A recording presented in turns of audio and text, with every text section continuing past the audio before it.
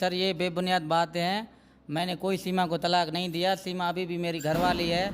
ये बिल्कुल ये झूठ जो बोल रहा है, बिल्कुल ये प्रोपगंडा चला रहा है कि मैंने जो हैदर से तलाक लिया है। मेरा कोई भी तलाक नहीं है, वो अभी भी मेरा घरवाली है सर। हल्का फुल्का आना जाना था, फिर मोबाइल से रब्ता हुआ और शुरू में मिस कॉल के ज़रिए, फिर हमारा 2-3 माह बात हुआ। इसके बाद हमने जैकमाबाद कोर्ट पे जाके निकाह किया। अस्सलामुअलैकुम दोस्तों, मैं हूं शारिफ खान। दोस्तों, सऊदी अरब से सीमा हैदर के पुराने पति हैदर, जो मौजूदा हालात में इंडिया के अंदर सीमा सचिन बनी हुई है लड़की, उसके जो पुराने पति हैं हैदर, सऊदी अरब से इस समय लाइव है, हमारे साथ बातचीत करते हैं। एक सहयोगी पत्रकार हैं हमारे, वहां पर पहुंचे हुए हैं।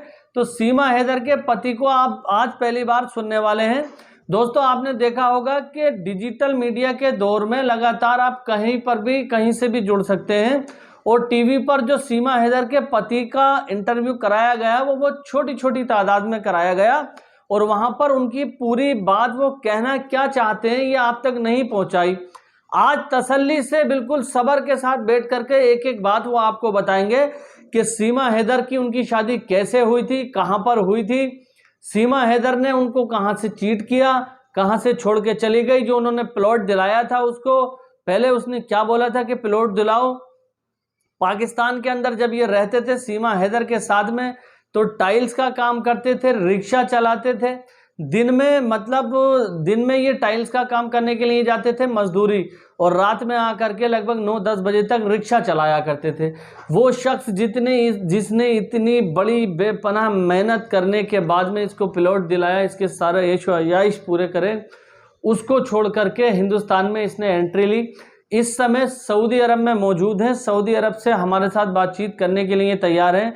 अपनी पूरी कहानी आपको बताएंगे, ध्यान से सुनना। सीमा हैदर के पति जो हैदर हैं, कि उनका रवैया जब वो पाकिस्तान में थे तो कैसा था इसके प्रति, उनको क्या क्या झूठ बताया गया शुरू से लेकर अब तक, और जितनी मेहनत मुशक्कत से सऊदी अरब में भी डबल शिफ्ट करने के बाद, मतलब दिन में 8 घंटे 9 घंटे काम करने के बाद बंदा 9 बजे तक के लिए दूसरा काम देखता है, दूसरी मजदूरी। जहां इंसान एक मजदूरी एक दिन में, मतलब एक दिहाड़ी करने के बाद में थक के चूर चूर हो जाता है, लेकिन वो बंदा डबल या 1.5 दिहाड़ी ओवर टाइम काम करके इसका भरण पोषण किया करता था। तो चलिए हैदर भाई से बातचीत करते हैं, समय आ चुका है, लास्ट तक इनकी बात सुनना, उसके बाद आप और हम डिस्कस करेंगे। सर देखा हुआ था, पहले थोड़ा हल्का फुल्का आना जाना था, फिर मोबाइल से रब्ता हुआ और शुरू में मिस कॉल के ज़रिए, फिर हमारा 2-3 माह बात हुआ। इसके बाद हमने जैकमाबाद कोर्ट पे जाके निकाह किया। मेरा घरवाली का और कोट बंगला खैरपुर और रिंद हजाना गोट है, सीमा उधर का रहने वाला है। असल मैंने देखा था इधर कोट बंगला पे ही देखा था, फिर इधर से हम दोनों गए जैकमाबाद कोर्ट मैरिज किया, फिर हमने निकाह किया। निकाह के बाद फिर हम जैकमाबाद से और इधर गए कराची। नहीं, लव मैरिज था ना, कोई भी राज़ी ना मेरा था ना उनके थे। उसके बाद हम गए दोनों, शादी की, फिर मैंने अपने घर वालों को बताया, मेरा राज़ी हो गए। फिर 1-2 माह के बाद उनके हमने एक फ़ैसला, जो जरगा बैठता है, हमने एक फ़ैसला किया, इनके मालिक भी राज़ी हो गए। फिर हम जैकमाबाद से और कराची चले गए। इनके मामू और रिश्तेदार, भाई वगैरह, इनके बहन, और कराची बिटाइयाबाद में हम रहने लगे इनके साथ। कराची में हम किराए पे मकान लिया उधर। फिर थोड़ी अरसे के बाद मैंने एक रक्षा लिया, उधर मैं मार्बल टाइल का भी काम करता था और साथ साथ में रक्षा भी चलाता था, और लेबर को लेके जाता था और लेबर को लेके आता था। शाम को आप अपने घर आ जाते? जी, शाम को अपने घर बच्चों के साथ। हमारे कोई भी मसले मसाइल ना, ऐसे झगड़े कुछ भी नहीं थे। हम अपनी ज़िंदगी में खुश थे, बहुत अच्छे। जैसे जैसे इंसान है, वक्त गुजरता गया, थोड़ा गुर्बत बढ़ता गया, बच्चे भी हो गए। आप लोगों को पता है कि बच्चे होंगे तो लाजम मेहनत कश मज़दूर, और दूसरा आमदनी तो ख़ास था नहीं, जो इसलिए कि मैं उधर से फ़ैसला लिया कि अभी जो है ना, सीमा ने कहा कि आप जाओ, कोई अच्छा सा मेहनत मजदूरी करेंगे, छोटा सा घर बनाएंगे, बच्चों का फ्यूचर का मसला है, तालीम होगा। इसलिए मैं 3 सालों से इधर आया था।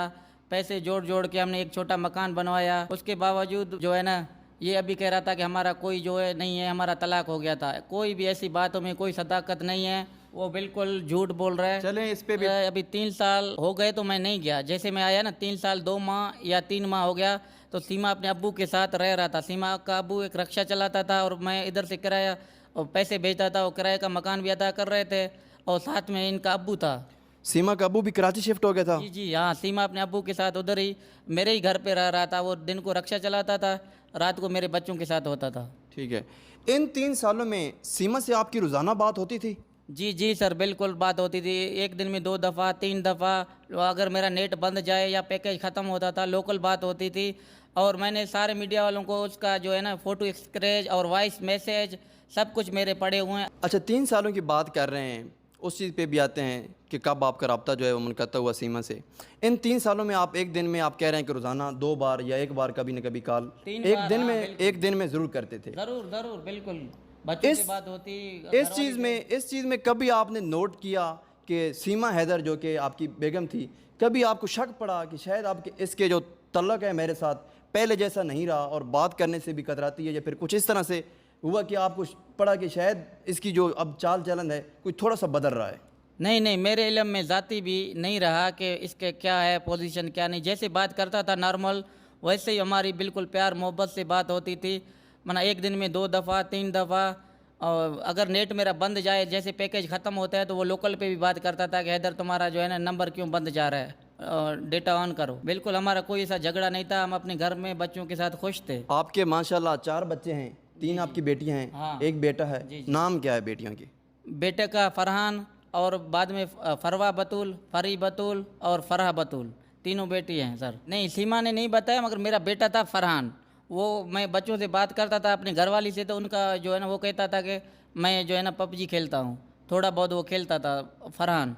यानी आपको अपना बेटा बताता रहता था या घर से पता चलता रहता था कि आपका बेटा पबजी खेलता है? नहीं, जैसे मैं घर पे बात करता था ना, वो दूसरा स्मार्टफोन था बच्चे के पास, मेरा फरहान के पास, वो खेलता था थोड़ा बहुत। आपने 2 मोबाइल फ़ोन लेकर दिए हुए थे, एक सीमा को अलहदा और अपने बेटे को अलग?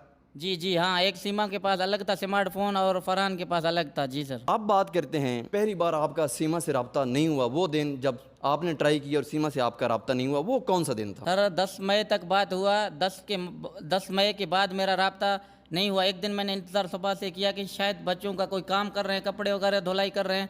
शाम तक जैसे फ़ोन नहीं आया, मैंने इसको भाई को मैंने ट्राई किया कि नंबर नहीं लग रहा है, तो मैंने इसके भाई के पास फ़ोन किया, सीमा ने आप लोगों से बात किया?